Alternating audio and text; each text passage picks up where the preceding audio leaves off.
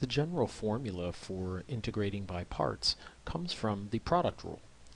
And if you have two functions and you're going to have a product of them and you take the derivative, then you get, of course, from your formula, from the product rule, you get the u times the derivative of the second, which would be dv, plus the second, which would be v, times the derivative of the first, or du. Now let's say we wanted to go backwards. We wanted to integrate. Well, if you were going to integrate, you would simply take the integral of the left side, and then since you have a sum on the right, you would take the integral of each term. When you take the integral of a derivative, they cancel and you're left with your product. Then you take the integral here and you just rewrite it. And we have the integral of v du. Now all we have to do from here is just do a little algebraic manipulation, meaning we have three terms. We have a uv, we have an integral of u dv, and we have an integral of v du. So we take and we say, if I take this term and just subtract the integral of v du from both sides, which is completely legal from basic algebra, then I get a cancel on the right side, and what I have, if I just write it in a different order here, I have the integral of a u times a dv is equal to uv, bringing this term down, minus the integral of v du. And now you have your general form for integrating by parts. And what this formula says is that when you're taking the integral of something and you notice that you have a certain function and the derivative of another one, you can find an easy way using the formula to integrate that. So let's go ahead and try some examples. Well, here's our first example. We will start simple, and we've brought in our formula that we found already. And you notice from that formula we have to identify a u function and then a derivative. So when you look at these, obviously the first thing we want to do is to identify a u. And you say, well, either one could be u. Your first priority would be to decide which of the two products or factors would produce a u that when you take the derivative would eliminate one of the terms. And you know that if we allow the u to be x, then the derivative would just give us dx, and you see we've eliminated the term. That means that our dv would be sine x, and of course the v, if you integrate sine, you get negative cosine of x. Well, now we just need to replace, actually we need to put a dx here with our dv, and we need to replace those two terms. So we have an integral. We said that the x was the u, and the sine x dx right here was our dv.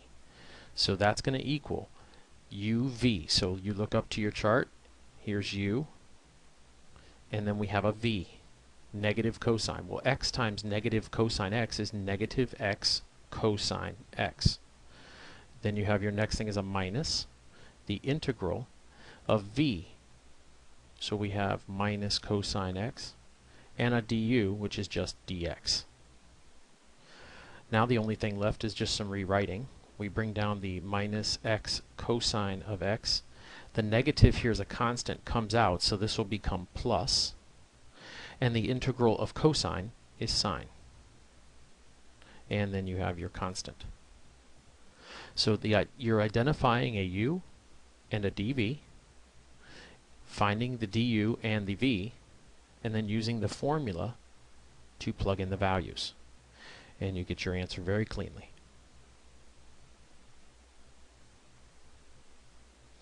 You're going to come upon problems where you'll notice that you are going to be finding two applications of integrating by parts. And this is one of those examples. And you're going to learn to see that, again, we've got a product of x squared and e to the x dx. So instinctively you're going to say, I want to at least try first that letting u equal x squared, because I know eventually that the du will get rid of the x term. And the reason you know you're going to end up applying it twice, the integrating by parts, is because when you take the derivative of u, you get 2x dx. This is another function, so there's another derivative to take here before the actual item itself is, or the factor itself is eliminated. So you're going to end up doing integrating by parts twice in this situation. It's a neat little way to see it, is that if you have an x term and it's squared, you know that to get rid of it, you're going to have to do it twice. So it's just something to keep an eye out for. But again, we want to let u equal the simplest of the two functions. And then our du is, in this case, is 2x dx.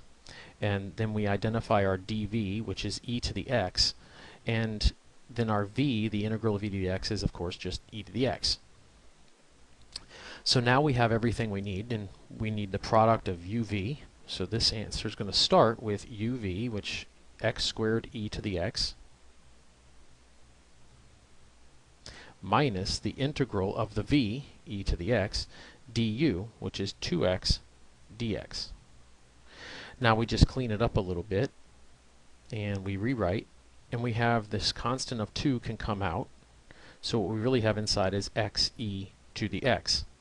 Now we need a second application because we still have a product. Now we want to let u equal x, and therefore du is equal to dx. Our dv again is e to the x dx, and our v then would be just e to the x. Let's slide our video down here a little bit. And now we have a result, which we can carry this term down, x squared e to the x minus 2 times the new integral. And so we have, again, a uv, so x e to the x minus the integral of v and du, which is just dx. And now you see that you will be able to eliminate this term. So once again, we rewrite our already found term here. And then we have minus 2, and minus 2x e to the x, when you distribute the 2, you get minus 2x e to the x. And then you have the integral of e to the x is just e to the x. So this integral here is just going to become e to the x. Well, we have a negative 2 times a negative e to the x is a positive 2 e to the x plus c. From here, the only thing you could do would be to factor out common terms. You notice that every term has an e to the x in it. So you could factor that out as e to the x, making it a factor. And then when you have inside, you have x squared minus 2x plus 2 plus c. And then either one of these options would be your final answer, just depending on how your instructor wants you to complete the problem. Here's a neat little example that has a really creative solution. And when you deal with powers of trigonometric functions that have, third and fourth powers, what you want to break it down to are things that you know the identities of. And we know how to deal with sine squared and cosine squared, and we also know that there's a relationship we're aware of where you have secant squared. And if you get stuck, just go back to what you know, that sine squared plus cosine squared equals 1. And if we were to divide every term by cosine squared, you don't have to memorize all the formulas if you just go back to the one primary trig identity you know, the Pythagorean identity. And here you'd get sine squared over cosine squared. Well, that's tangent squared. And here you have cosine squared over itself as 1 equals the secant squared. So now you remember the identity for secant squared. We can use that as a replacement because we have a product here in which we can break down as the secant of x times secant squared of x dx. And this would give us secant cubed. And we've created a situation where we now have the ability to rewrite and get really creative here. Okay, so from here we want to identify, using the fact that this is a product, we want to identify a u and a dv. And so we can do that by simply saying, alright, let's let u equal the simplest of the two functions. And again, the simplest of these is just secant. And then our du would then be secant tangent. So we have secant x, tangent x. Now we let our dv equal secant squared of x dx. And when we integrate that, we have a v of tangent x. So now we have all the components to fill in our formula, and it's always nifty to write it somewhere just to make sure you don't make a simple mistake until you really have it memorized. And now we have a uv, so we have a u and a v, so we have secant x tangent x minus the integral of a v, which is our tangent x, du, which is secant x tangent x. And so you have tangent x times secant x and another tangent x. Well, tangent times tangent would be tangent squared of x, and then we have our dx. Well, now we say, okay, if we'd like to replace tangent squared, we can solve it for tangent squared, and by subtracting 1 from each side, and we see that tangent squared is equal to secant squared minus 1.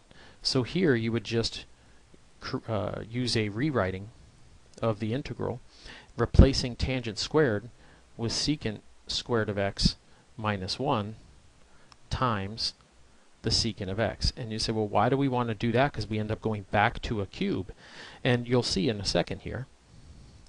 Again, here's our original problem. We were taking the integral of secant cubed of x dx, and it equals, we have a secant x tangent x minus the integral, and if you multiply out the factor, you have secant times secant squared is secant cubed of x, and then minus 1 times secant would be minus the secant of x.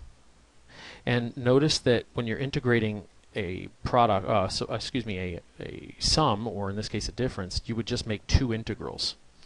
So this would be minus secant cubed, and the minus would go to the next integral, so this would become plus like this, and you have your dx at the end.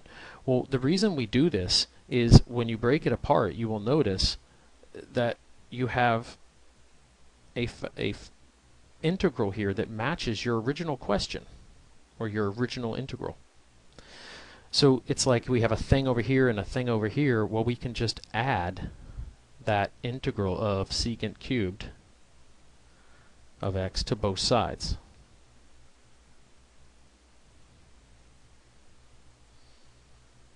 And when you do that, and I'm going to slide our paper down here because we're getting close to the bottom of the screen. When you do that, you notice that you have one integral of secant cubed dx plus another integral of secant cubed dx gives us two integrals of secant cubed x dx. And this equals what's remaining on the right side plus the integral of secant of x dx. And now from here we say, okay, we know how to integrate secant, so we'll go ahead and solve this. And what we really have is, if we want to get rid of this 2, we're then going to divide both sides by 2. So over here, we divide by 2 and divide by 2, we get a cancel, and we can find our ultimate answer is equal to 1/2 the secant of x tangent of x plus 1/2 the integral of secant, which is the ln of secant x plus tangent x, and of course our plus c. So this was a really neat example because it allows you to see that you can algebraically manipulate once you get your formulas, and you notice that it's something to see here is that my integral in my original example matches a piece that I had in my answer, and you can put them together algebraically like this to come up with a really creative way of solving this integral.